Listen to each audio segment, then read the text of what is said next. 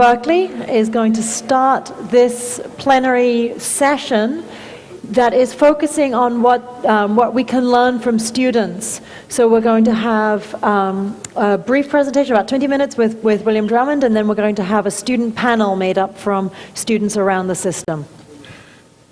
Thank you very much, Victoria. And I want to say how pleased I am to be here and participate in this.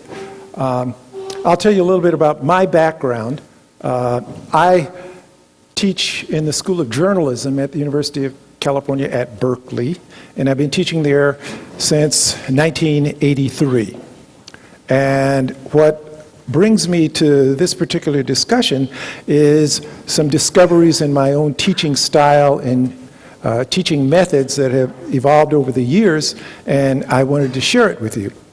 I am going to make a very brief presentation, some kind of goofy slides that I put together in hopes of provoking some questions and maybe a few laughs and some comments. To make a long story short, I think I have been at the journalism school before computers. And so I've got in my own career a special perspective on how this whole thing about technology has advanced. When I first got there, we were making a big technological transition from manual typewriters to electric typewriters. And I personally thought that the end of history was getting an IBM Selectric. It worked great. It was terrific. And we relied heavily on the photocopy machine to teach our classes. And we came in the classroom, door closed, students looked at me, I had a handout, I gave them assignments, they went out, talked to people, came back, covered stories, handed them to me in hard copy. I marked them up with a pencil and I put them back in their mailboxes, their little snail mailboxes. And we had a great time, and we trained people who went on to win Pulitzer Prizes, and that was basically that. I was on hand in 1983, 84, when we got our first computer. It was an IBM, one of those that used 5 1/4 disks, and there was one of them, it was located in the library. Since that time, we've gone through, I guess 6 generations of different kinds of computers in the School of Journalism.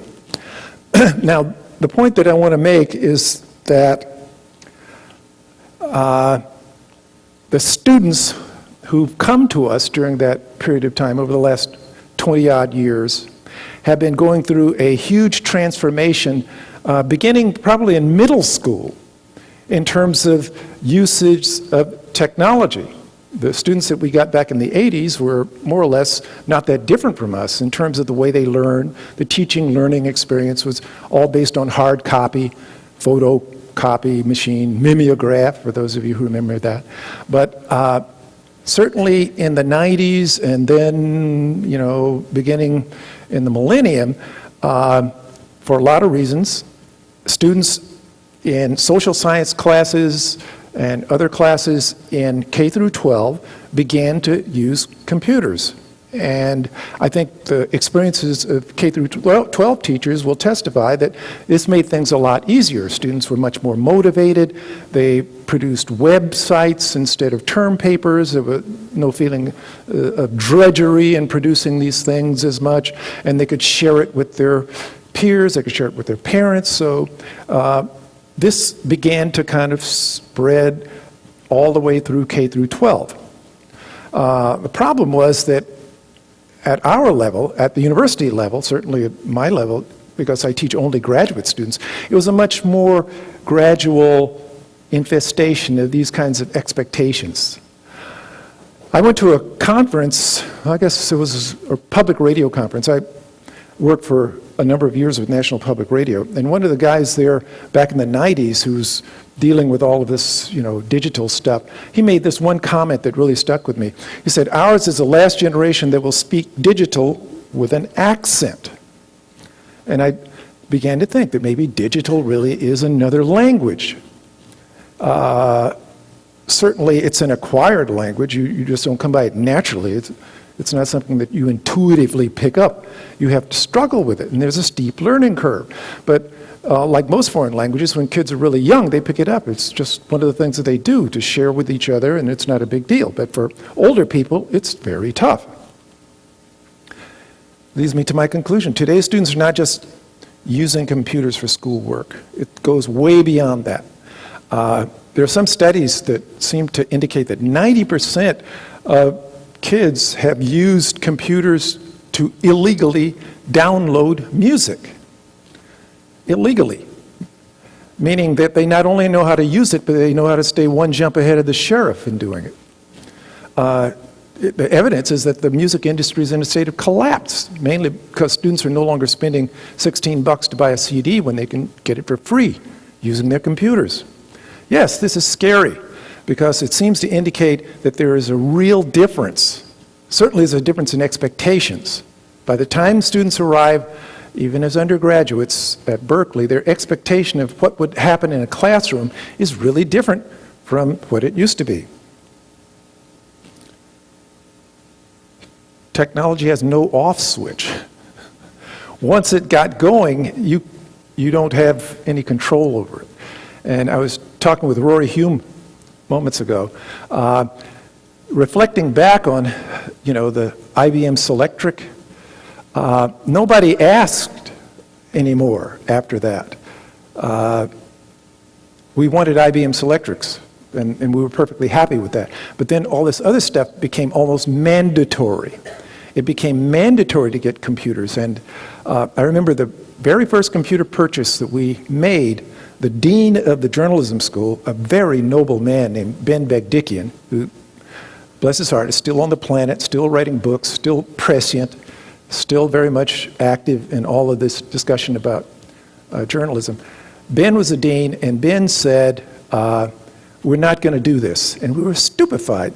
He didn't want to acquire computers. He said, we're in the business of training journalists. We're not in the business of training computer jockeys. So let's do it the way we always have been doing it. I think that was a principled stand, but it didn't last for 3 months. I mean, we just couldn't do that anymore. We had to get it because there was an imperative. And then the campus dug these vast tunnels and started wiring the whole campus. And next thing you know, we had computers in newsrooms, and every faculty member had computers. But nobody asked whether this was a good idea or a bad idea. It was just something you had to do. So we've been playing catch-up ever since.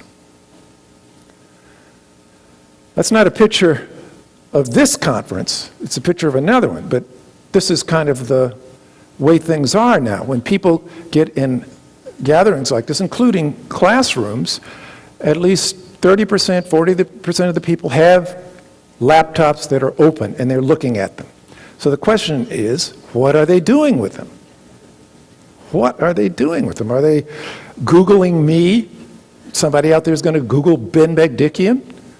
That would be a good idea. That actually accelerates the learning process. And naively, that's what we thought this would do. It would give people instant access to more information. It would enhance everything, and we'd all be better off because of it.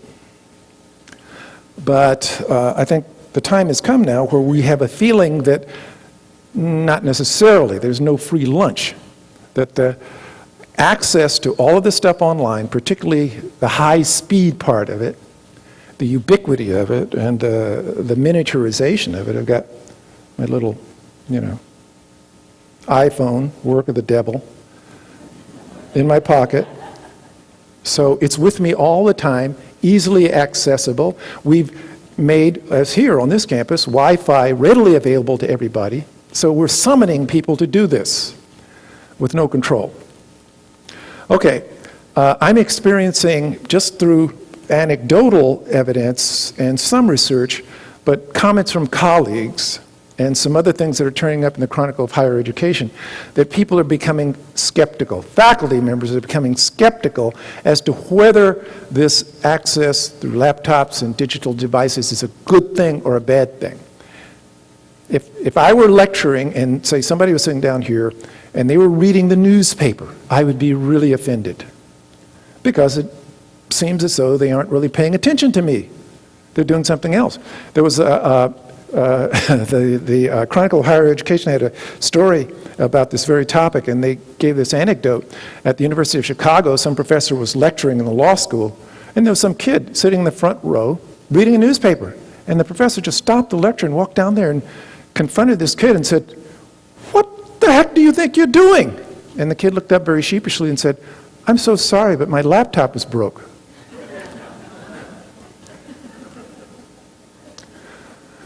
Okay, this first one is a comment from one of my colleagues, very distinguished teacher in the School of Journalism.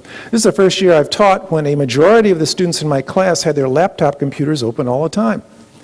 And he was beginning to get concerned that they weren't really engaged in what he was talking about. They were doing other things. They were checking their email or text messaging people or whatever.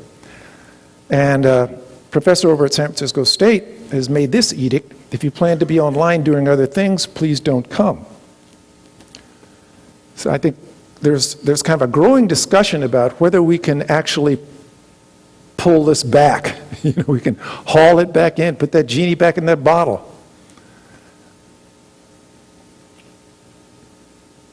This is another comment from one of my colleagues. When this discussion got going online about whether we should kind of put some controls on these laptops, and the fault, dear Brutus, is not in the internet, but in ourselves, that we are boring.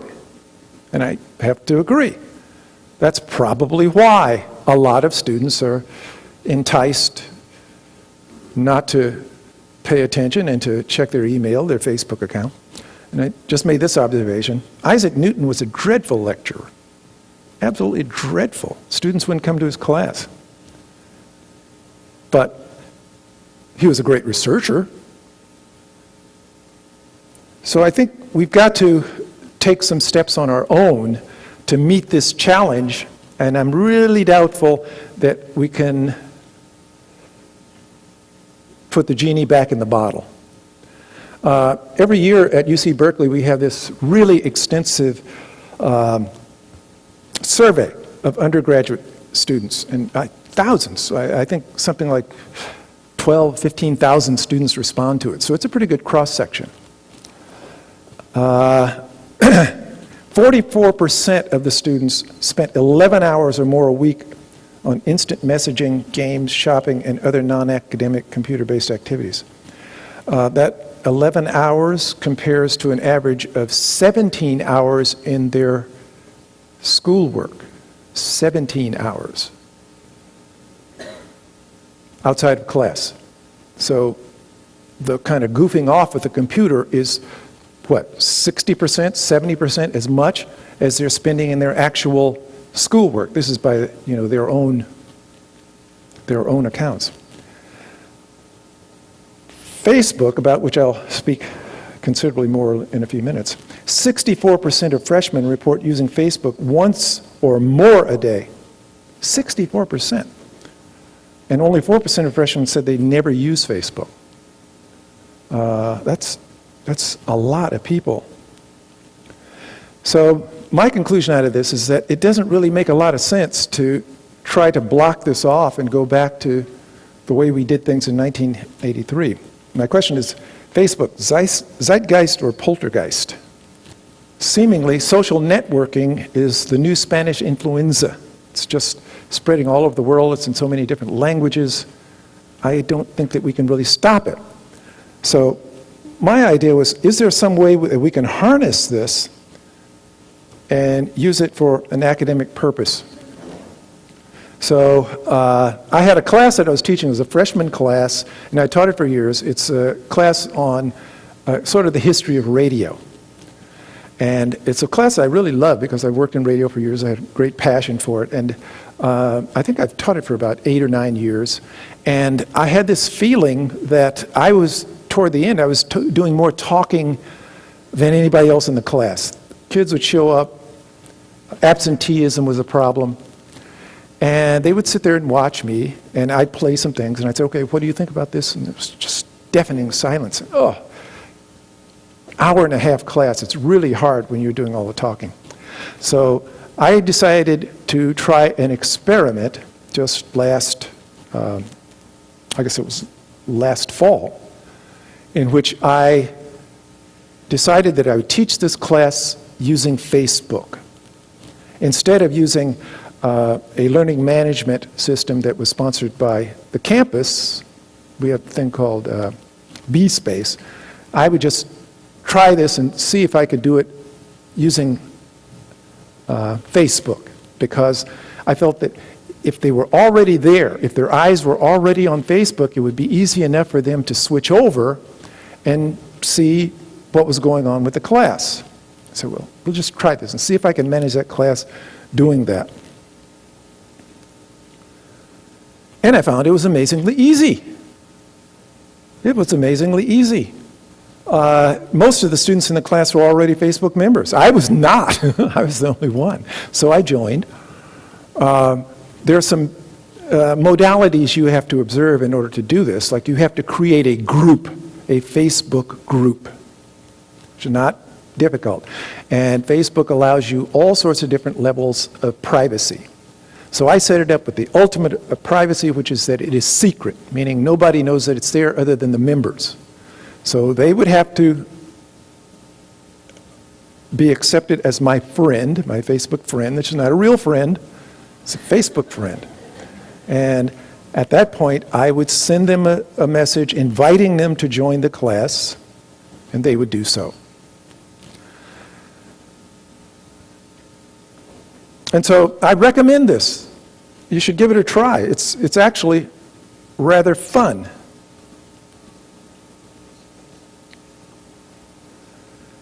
As I was saying, the main thing that university administrators don't like us to use these kinds of things that are not proprietary to the university. And their argument is mainly that they're concerned about the privacy and security. I feel that a company that's worth $15 billion is probably got a much bigger investment in privacy and security than our vaunted IT department, which is basically run by graduate students. And I was satisfied that the method that I used to invite students kind of assured that the only people that were on that site were the people that belonged there. That seemed reasonable to expect from me. And as I said, this is shooting where the ducks are. If the students are already there, they're already used to using it, and it's something that's familiar to them, it's easy enough to go over to their group and check into that. Do you have a question? How large this class is? What? How large is the class? Oh, this class was 15 students. 15 students. The other advantage of this, and I think this is something that we really kind of have to think about because it has some very serious kind of moral, if not legal implications. Being invited as a Facebook friend is sort of like being invited into somebody's bathroom. You can open up that medicine cabinet and you can tell that person's life story, even though they don't intend for you to see that. There are actually a background life of the student and the foreground life. The foreground life of the student is that person that presents his or herself in your class. Everything is together, they're doing their best, da-da-da-da-da.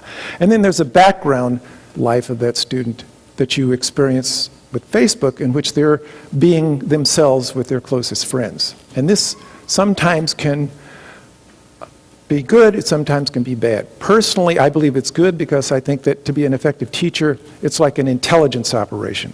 The more you know about the students, then the more you're able to understand why they're doing the things they're doing and how they're doing them. I had one example is one student of mine informed me that she was couldn't come to class because she was not feeling well. And then I went and looked and happened to scan my Facebook friends, and she was telling her friends that she was off to Lake Tahoe, to have a good time. And I said, well, yeah, that's kind of hard to reconcile. Okay, as I said, there's some things that you don't need to know. Can there be too much student involvement? Because not only are they opening themselves up to you, but then they're opening themselves up to their other participants in the class because they also become friends of each other. And I'm not really sure of how this is going to work out. Maybe there's some frictions and some tensions that I don't understand. But the positive side of it is that the students were far more engaged with each other, and they knew more about each other than any classes that I've had previously. And then my other question, finally, are they loving the steak or the sizzle? Is this all about just the social networking and the exhilaration of, you know, being friends and sharing music and all that other stuff, or are they really retaining the material? Is this too good to be true? Maybe. What's the alternative? I don't think there is one. I think the horse is not only out of the corral, but it's down in the South 40. But I think to be responsible, we need to come up with some systems for evaluation to actually be able to measure, and this is going to be really, really hard because there's no control group anymore.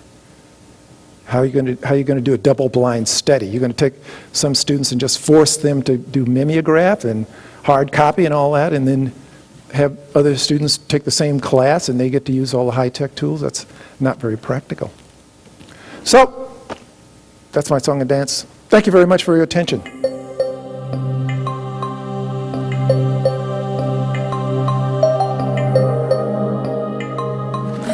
you.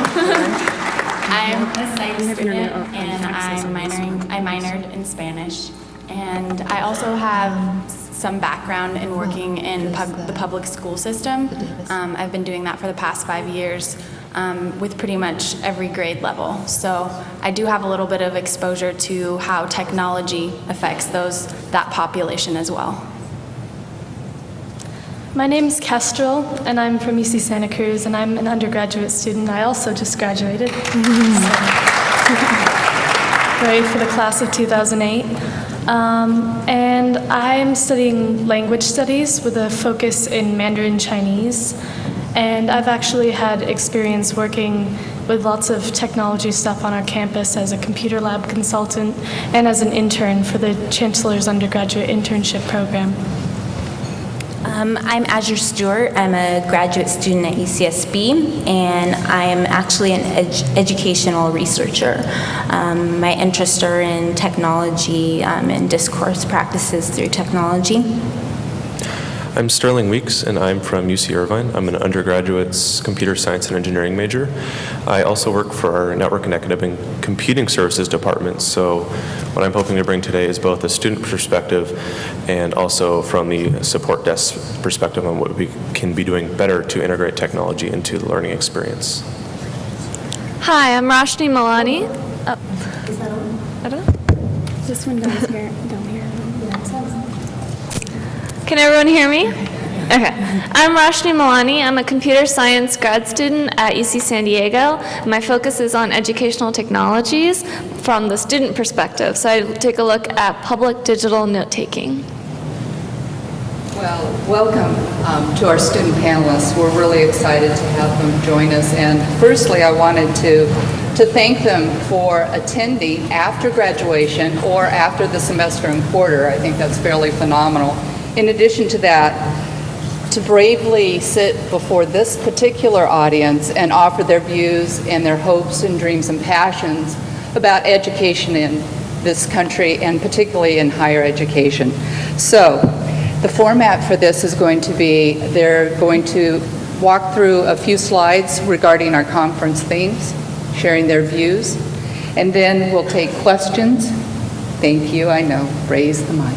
Then we'll take questions at the end. So if you'd hold your questions towards the end, we'd appreciate it. Thank you. All right, so this is an opportunity to see what students are thinking. Some of the concerns of the students across the UC system is that faculty don't utilize the technology in the classroom at all or properly. While there are some that do, we feel that the majority of staff don't.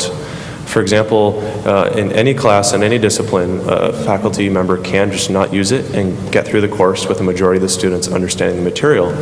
However, we feel that if there is a evaluation system, whether just at the end of the quarter or during the quarter, where students could post online or to the department about how the faculty is using the technology in the classroom, likes, constructive criticisms, so that the faculty and the department can see what they're doing correctly, what they're doing incorrectly to enhance the students' learning in the classroom. For example, faculty can use a PowerPoint presentation to provide material to a student, but if they're doing it in a manner such that it's just copy and paste for the student in class, they're more copying down the material to regurgitate it later instead of actually learning the concept. And it's those types of scenarios that the students would like to see improved through communication between them and either the faculty and department through an evaluation, so that the technology that's already in the classroom can make the learning experience better. And the second topic we want to address is the actual communication between the faculty and the students. For example, right now you're all sitting at round tables, and if we want to learn something, we feel that we have to travel from one table, not to the person next to us, but all the way up to the stage here to talk to the staff. What we'd like to foster is have the staff enable the note boards, whiteboards online more often, so that the students can communicate and help each other learn without having to take a question to the faculty that doesn't need to be, and also because students will also learn better when they can teach each other. And this also provides room for the TAs and the staff to go ahead and monitor the conversations, monitor the discussions, chime in when something is or isn't being taught correctly. And also it allows for a sort of electronic office hours where it's very inconvenient that we as students feel having to go to office hours because of time conflicts of actually having to leave our workstation to actually go out into the real world, and we work at different hours than everybody else. And so if there's something where we can go online at an agreed upon time with the faculty and post a response or even a delayed response, it provides a more accessible atmosphere that we feel we'd benefit from. And those are the main ways that we feel we could improve the technology and integrate it better, and especially through communication between faculty and students.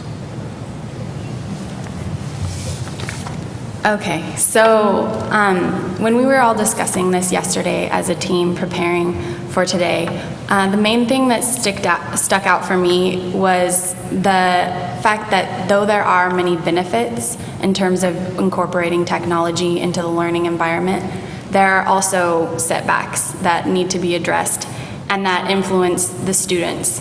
The main thing that I would like to point out is the fact that using technology in your course and incorporating it into your course is not necessarily like an end-all and be-all. It's a tool to enhance the environment, and it should by no means replace pedagogy or effective teaching methods.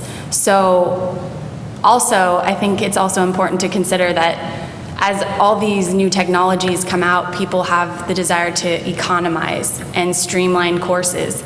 And I don't think it's such a good idea to create a discussion board online and then replace that discussion section and take away the resources from the students that might not be as technologically literate as you might assume. So I think that it's important to understand that, and to understand also, especially in large classes, a student really feels like a loss of identity. So the technologies can be used in a beneficial way to create communities outside of the classroom, where questions that they might be afraid to ask in the classroom can then be addressed.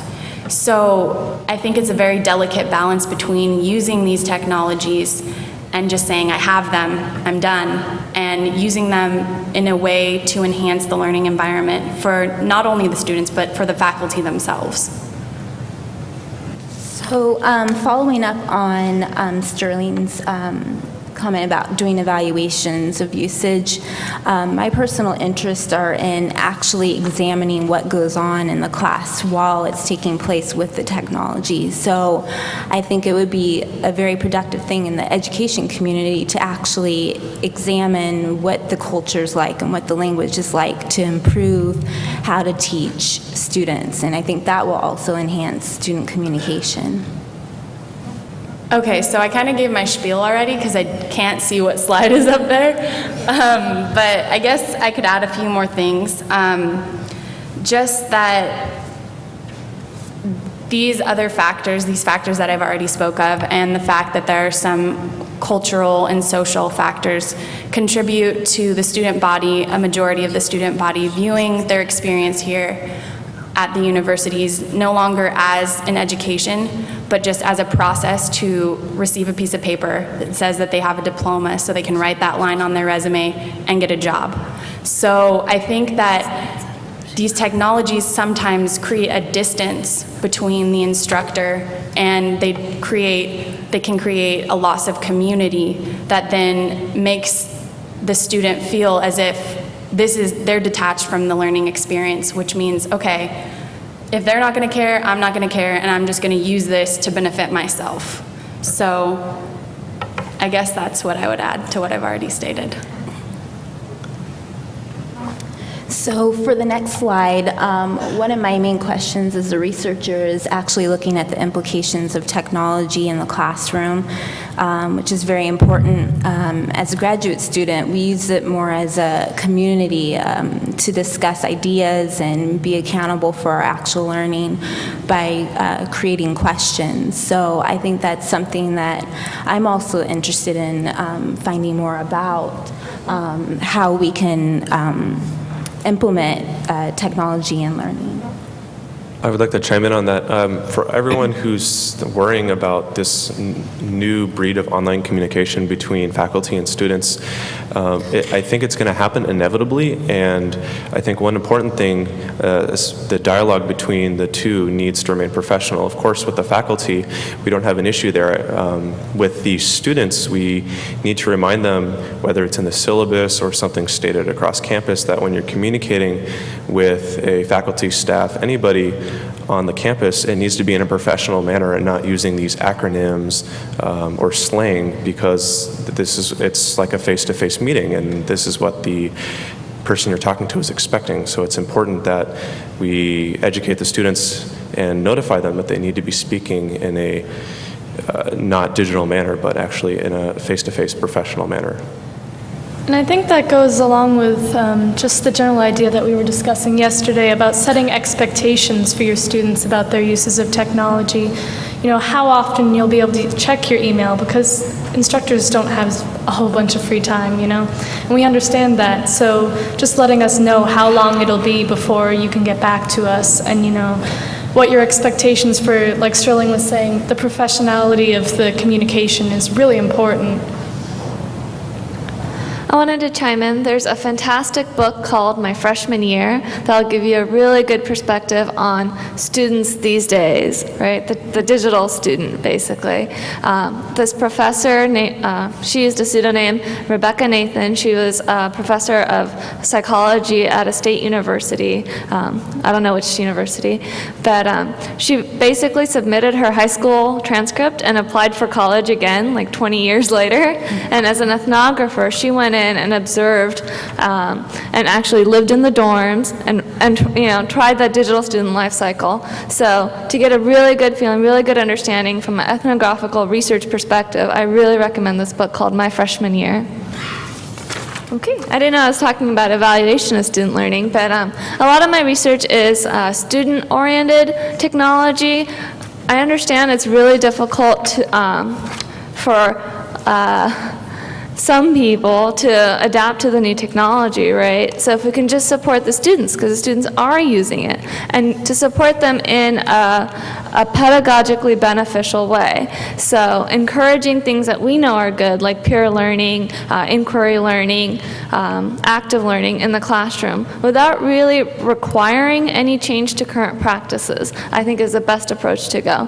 Students have selfish interests and motivations for doing well in their courses, for taking their own form of note-taking, and if we can leverage that and make it beneficial for all the students in the classroom. So that's really what I want to focus on, what I really do research on. And so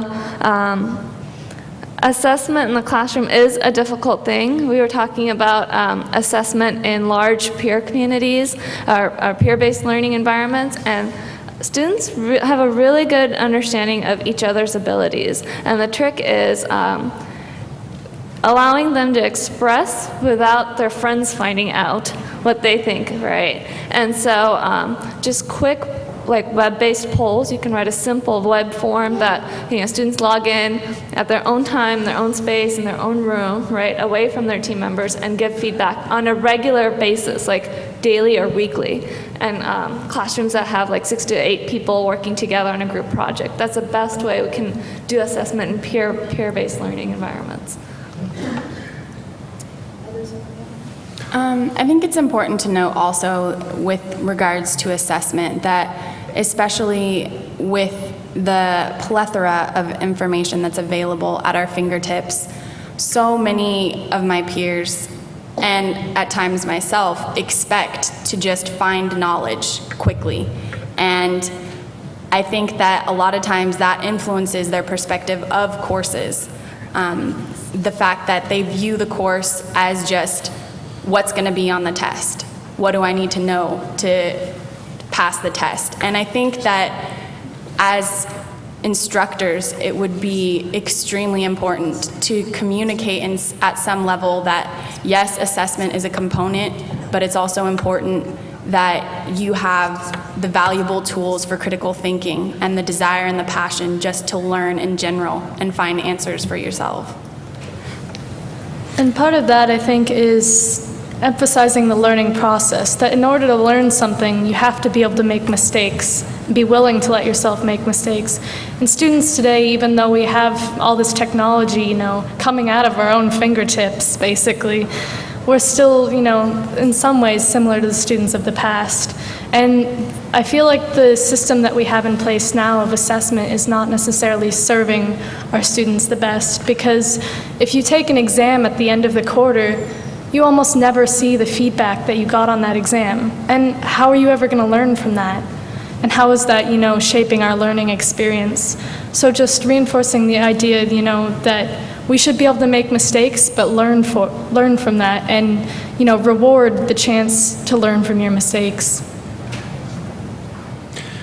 I think the final in a course these days has transformed into has transformed into not what a student has learned, but what they're able to reproduce, what they know, what the professor is going to want to know that they know. And perhaps a way we can change the structure of a course slightly is not having such a large final exam or having a portion of the grade based upon what a student is capable of teaching another person or another student. I've had many professors tell me the best way to learn or know that you know a subject is being able to teach it to somebody else, because then you truly know it. And if there was part of an evaluation during the quarter or at the end of the quarter where you can choose part of the syllabus or a particular subject matter and teach it to part of the class or a particular person, and you're graded on that, that would give you time to prepare for it, and it would also show and demonstrate that you actually learned something, not just reproducing what you need to know at the end of the quarter just to get a grade. I think that would be a valuable addition to show that students have actually learned something, and some students would actually get very excited and passionate about it. One other thing that's really important to keep in mind is you want to design for technologies so that they will be used, right? So it has to be available for the students. It has to be low cost, networked, and ubiquitous, right? You can't design technologies that require all students to have tablet PCs, for example. It's just not practical. But all students, many students have cell phones. So that's a great platform. Right, requiring students to buy a clicker, you can get away with it because it's a little low cost, but it's not as ubiquitous, right?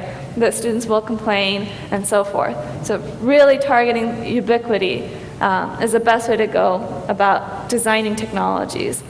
And I think that all the digital things can be put together, right? There's benefits that arises when you put all the technologies all together in one place for students. So allowing them to take notes directly on lecture slides in the classroom while accessing resources on the web, aggregating that all in one place is the way of the future.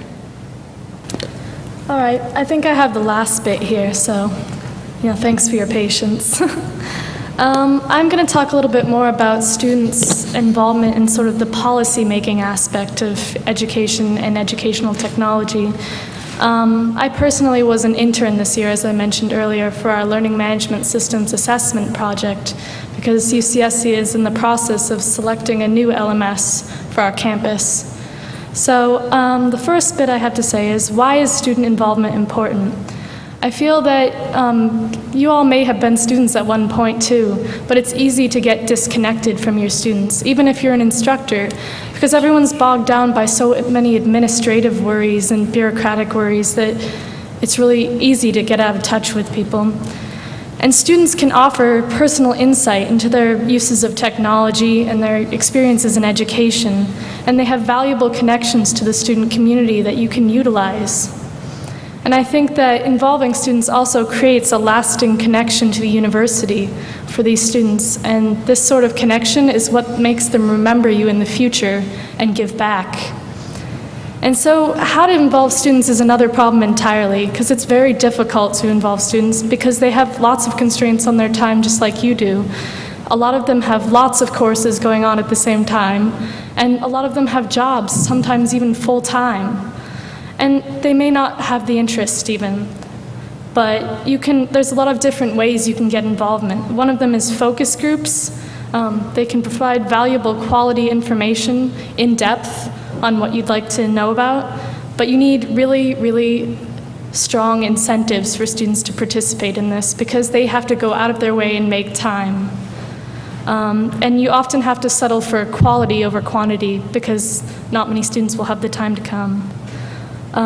Student interns, I was one myself, are also a valuable way, and there's sort of a built-in incentive with a student for being an intern because you can provide a monetary stipend, financial aid, or even course credit, and that gives you a long-term involvement with this student for an entire year even to have them as a part of your team. And yeah. And then the possibility of creating courses is another idea that I had. It's sort of an experiential education idea. You could have students involved in your campus in policy making or in implementation projects where they could learn hands-on and get course, credit or something. And you will also get the feedback from them about what's best for students. So I think that could be extremely valuable. So you could have a course like on technology and education or a computer science course. And I think it's really important to think about how students are connected today, too, when you're trying to involve students. Online surveys are a great way to get feedback because students are on the internet almost all the time now. Even in your classes, they'll be on the internet. So, advertising on the internet, social networking sites are now offering advertisements for fairly cheap, and emails, but you will have to send out a lot of emails to get a response. And lastly, like I said, I was an intern myself for the Learning Management System Assessment Project, and I went through a lot of these different aspects. And I think that through the focus groups, my own personal involvement, and our own surveys, we gained a lot of valuable feedback that our team might not otherwise have had the time to even get. So I would definitely recommend it.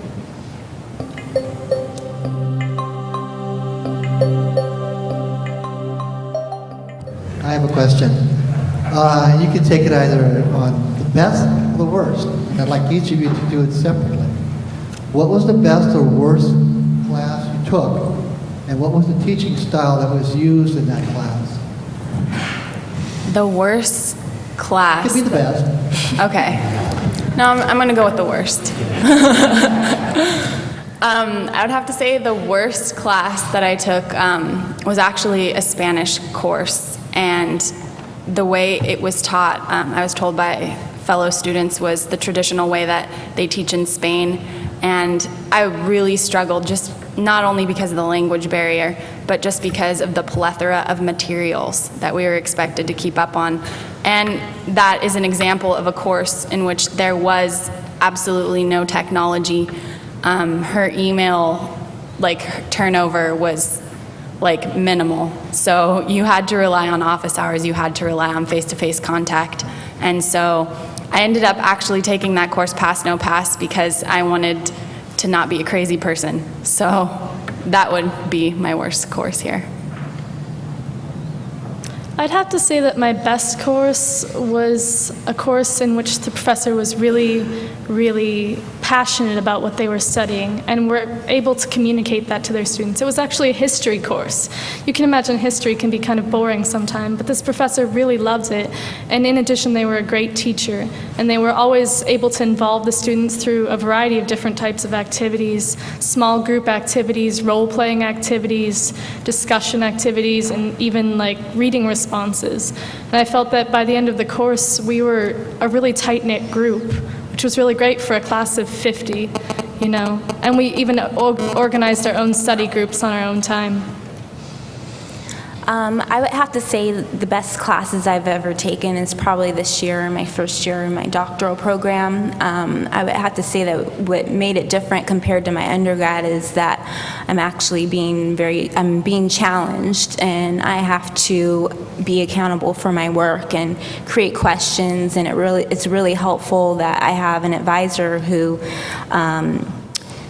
allows us to explore material and find our way, and I think that's one of the best things. But the best thing about it is that we're able to collaborate with our peers and discuss our own questions and be able to post things even though we think that it may seem elementary or to us, but so that's what I have to say. My worst course so far was a lab for digital logic design, where the professor knew what he was talking about, but instead of actually teaching us the concepts, would actually take it straight out of the book we had and have us do the exercises straight out of the book. So the way the course was structured, we weren't learning anything, we were just getting a grade for a prereq. And the only way we actually survived the course as students and actually learned the material, which happened to be a language called VHDL, is by coming together, researching it on the internet, and actually looking at the book and understanding what was going on. So the social aspect in that course is what brought us together. The best class that I've actually taken would had to be something in the honor series my freshman year, where the professor it was actually two professors in the course, but they made it in a way such that we became interested in the subject, and they actually explained how it worked, and we weren't rushed for time, and the material that we actually went over electronically was made available later so we could look at it, comprehend it, and use it in our designs later. And the contrast there is that they were actually passionate about it. They had us think about what we were doing instead of just learning something to get a grade, and that made a big difference. I'm going to do a best of and worst of both of them, just like he did. The worst course I took in my graduate school career at UC San Diego was taught by the most brilliant guy I have the pleasure of knowing. And the reason it was the worst course I ever took is he would talk to the whiteboard. That was the technology in the classroom being used as a whiteboard, and he would talk to it, not really to us. And he was so brilliant, he didn't really need to prepare anything. On the 10-minute walk to the classroom, he had a great lecture prepared in his head, and he would deliver. And this was theoretical computer science. It was a very difficult topic, but brilliant guy, just did not have communication skills. The best course I took was in grad school was a course that was designed to be taught with an undergrad course. So there were about 25 undergraduates and about 6 maybe grad students, and the courses were taught together. So the grad students attended the undergrad lecture, and lecture was a discussion. So the purpose was the undergrads and the grads would all read a research paper. The grads would be one lecture day ahead of the undergrads. So we would read a paper, discuss it amongst just the grad students, and then the next lecture with the undergrads, we would be the PhD advisor, kind of, right? The grad students would play the role of PhD advisor who would foster a discussion amongst the undergrads about the paper. And then at the end of the class, all the undergrad teams, broken down into like 5 or 6 people, we would all get together and reflect and gather our thoughts. So it's really like analyzing the paper, expressing your thoughts, learning from others, and so forth. And it was a lot of role reversal. So grad students were learning how to be a PhD advisor and mentor the undergrads on a project that they had to do in the quarter, as well as foster these discussions about research papers. And the undergrads were learning how to become grad students, how to analytically read research papers. It's a fantastic course.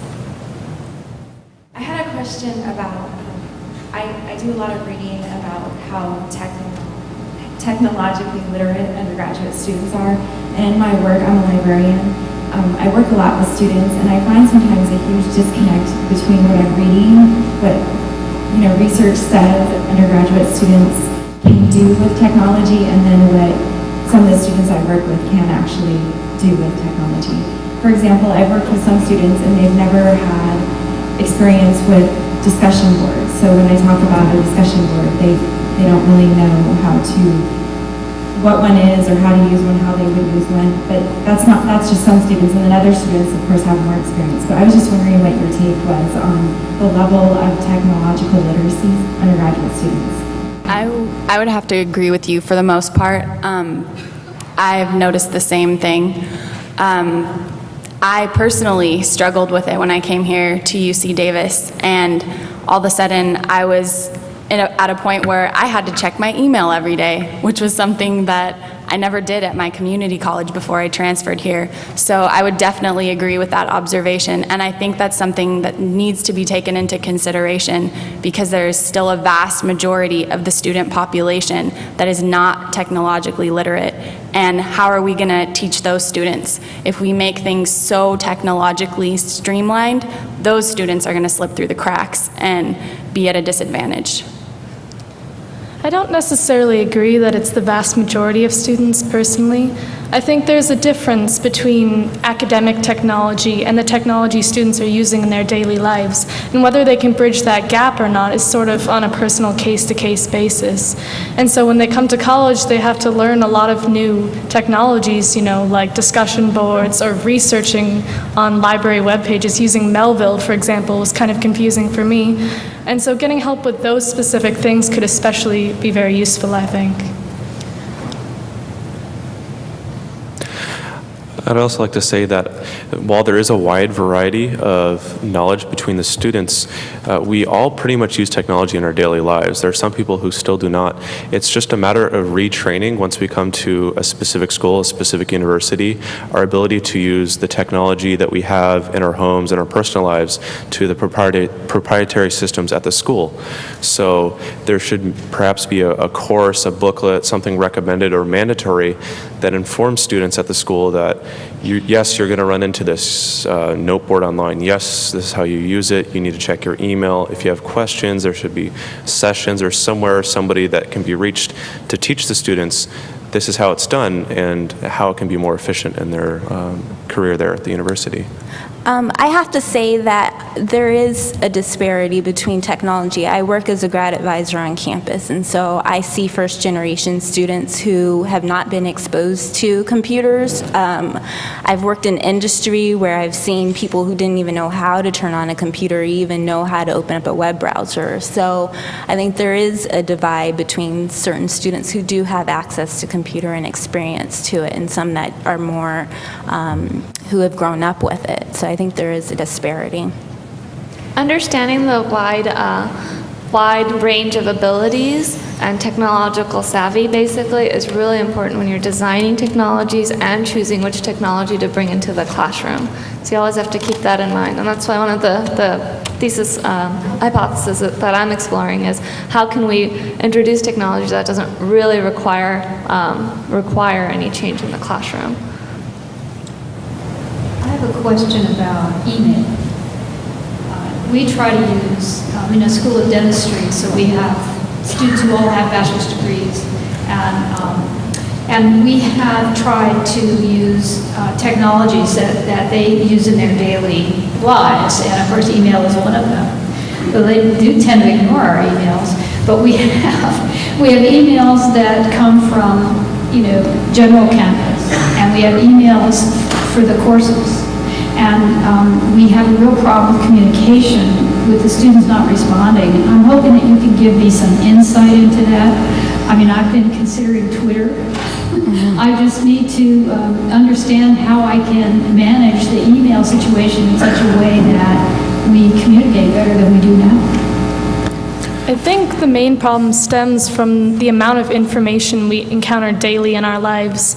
I'm sure a lot of you get like so much email that you have to wade through and decide what's important and what's not important, and what you're going to remember and what you're not going to remember. And so sort of just elevating the level of importance somehow, I think. I don't know exactly how you do it, but just keeping in mind that students are getting so much email. I know I would get at least 50 emails a day myself.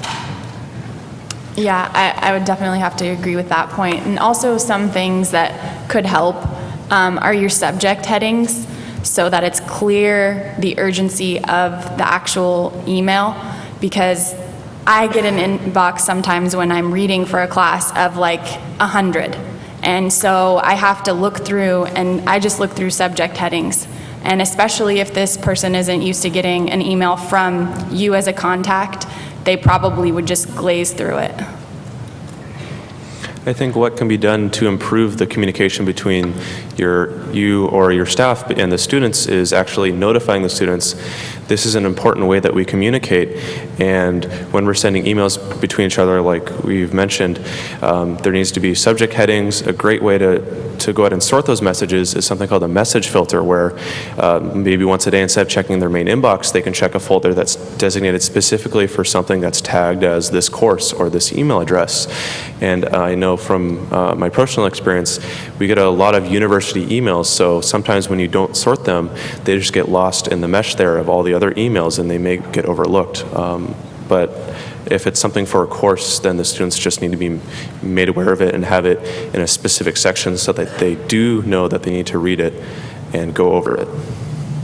Orientation, first day of classes and first day of labs would be a great way to communicate and make sure that each student feels comfortable with the emailing communication. Sometimes you may have to send it more than once, too. All right. That's all the time we have. Thank you very much for participating.